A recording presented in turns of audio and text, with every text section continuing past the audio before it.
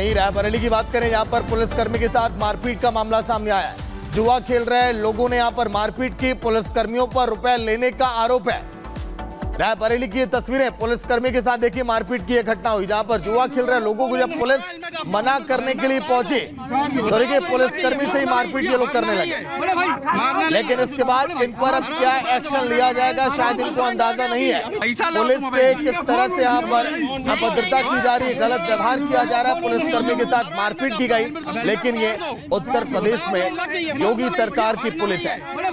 अगर इस तरह से जुआ खेलने वाले लोग पुलिस पर हमला करेंगे तो फिर योगी सरकार इन पर सख्त एक्शन भी लेगी और कानून को जो लोग हाथ में ले रहे हैं उनको भी सबक यहाँ पर सिखाया जाएगा। हेलमेट उतार दो, उतार दो, लग गई है, मारना नहीं है, बड़े भाई, मारना नहीं है, आराम से उतार दो, बड़े भाई, आराम से उतार दो, आराम से सस्पेंड हो गया अभी पैसा लो तुम मोबाइल,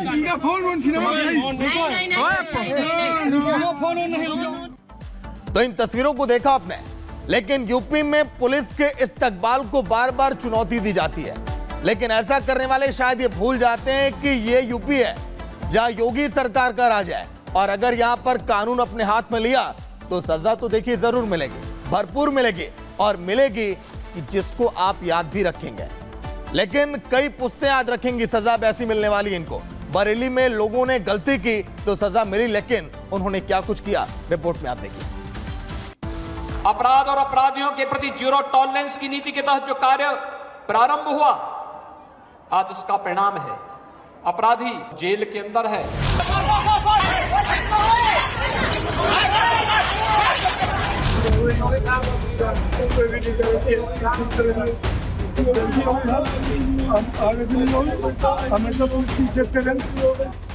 पहले जो खाकी को चोट पहुंचा रहे थे उसे गिरा गिरा कर मार रहे थे, मार मार चिल्ला रहे थे, उन्हीं को जब पुलिस ने धरा तो हवालात से निकलते ही उनके सुर बदल गए, हाथ जोड़े और गलती हो गई कि रट लगाते दिखे। तस्वीर उत्तर प्रदेश के बरेली की है, जहां के अपराध करने वाले शायद ये भूल गए थे कि वो उत्तम प्रदेश में रहते हैं, जहां अपराध और अपराधियों का पक्का हिसाब होता है।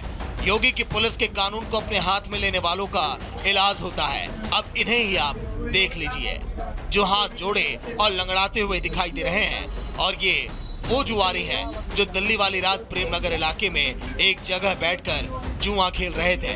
चीता मोबाइल पुलिस की टीम गश्त कर रही थी, जुआरियों को देखा तो टोक दिया, जिसके बाद उन सभी ने पुलिस पर हमला बोल दिया।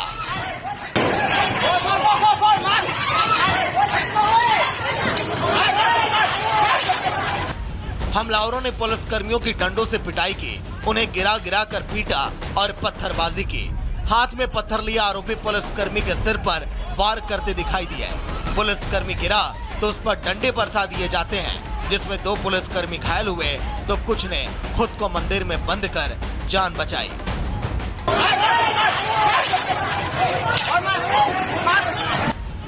घटना का वीडियो सोशल मीडिया पर वायरल हुआ। उसके बाद मामले में प्रेमनगर थाने में 15 नामजद और 25 अज्ञात लोगों के खिलाफ रिपोर्ट दर्ज की गई, जिसमें 9 गिरफ्तार करके जेल भेज दिए गए। लेकिन जैसे ही वो हवालात से बाहर निकले, उनकी सारी हेकड़ें निकल गई।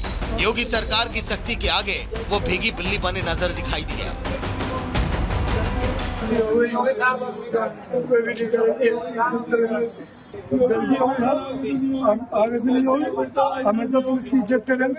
कुछ अराजक तत्वों के द्वारा शराब का सेवन कर जुआ खेला जा रहा था। जब गश्त में रहे पुलिसकर्मियों के द्वारा इनको रोका गया तो ये पुलिस के ऊपर हमलावर हुए और हमारे कुछ पुलिसकर्मियों को गंभीर चोटें आई। इस संबंध में तत्काल एडिशनल एसपी सिटी, सीओ साहब और थानेदार को मौके पे भेजा गया। 15 लोगों पे एफआईआर पंजीकृत की गई है। इन 15 लोगों में से 9 मुख्य लोग इनको गिरफ्तार किया जा चुका है। पुलिस की ऐसी कार्रवाई ऐसे अराजक तत्वों के लिए साफ संदेश भी है कि अगर कोई इस तरह का अपराध करता है या महिलाओं से अभद्रता करता है तो उसके खिलाफ कठोर कार्रवाई की जाएगी और यूपी में हर अपराध और अपराधी को सजा दी जाएगी। Bureau report, Republic Bharat.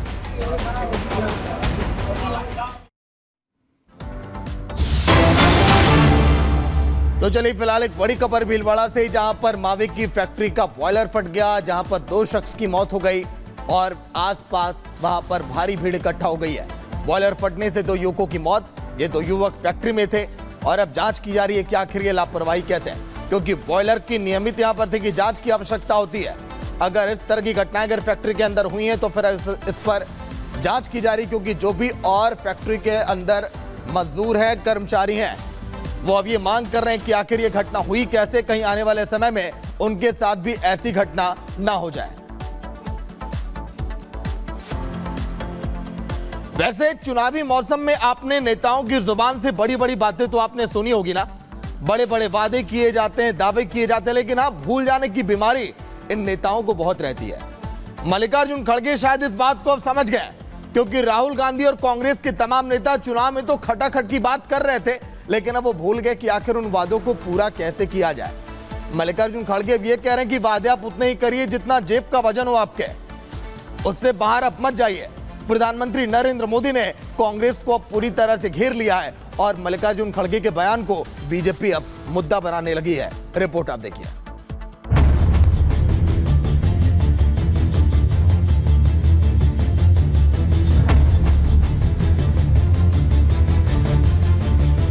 ನಿಂಬಲ್ಲಿ ಏನು ಬಜೆಟ್ ಇದೆ ಆ ಬಜೆಟ್ ತಕ್ಕಂತೆ ಗ್ಯಾರಂಟಿಗಳು ಕೊಡಿ। खड़गे साहब को बहुत ज्ञान आ गया है। पहला पाठ अपने नेता राहुल गांधी को पढ़ाया है कि नहीं पढ़ाया है?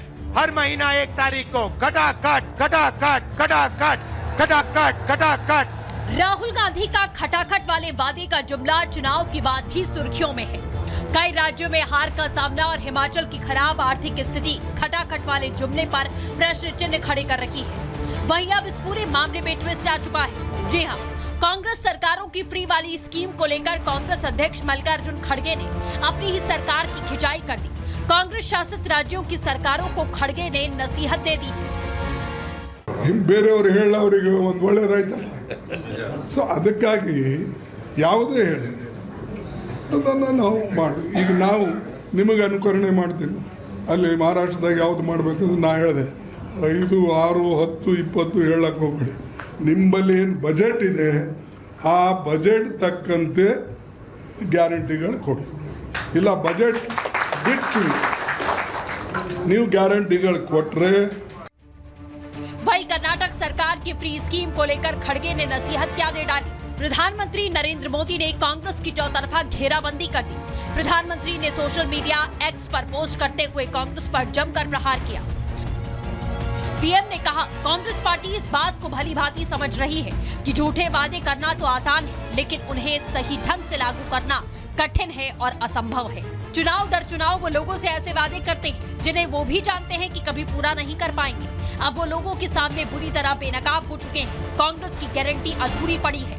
ऐसी राजनीति के शिकार गरीब, युवा, किसान और महिलाएं होते हैं। इन्हें न केवल इन वादों के लाभ से वंचित किया जाता है, बल्कि उन्हें अपनी मौजूदा योजनाएं भी कमजोर नजर आती हैं। हिमाचल प्रदेश में सरकारी कर्मचारियों को समय पर सैलरी नहीं मिल रही। तेलंगाना में किसान बैरियर का इंतजार कर रहे हैं। भारत की जनता विकास और प्रगति चाहती है, न कि पुराने कांग्रेस के झूठे वादे।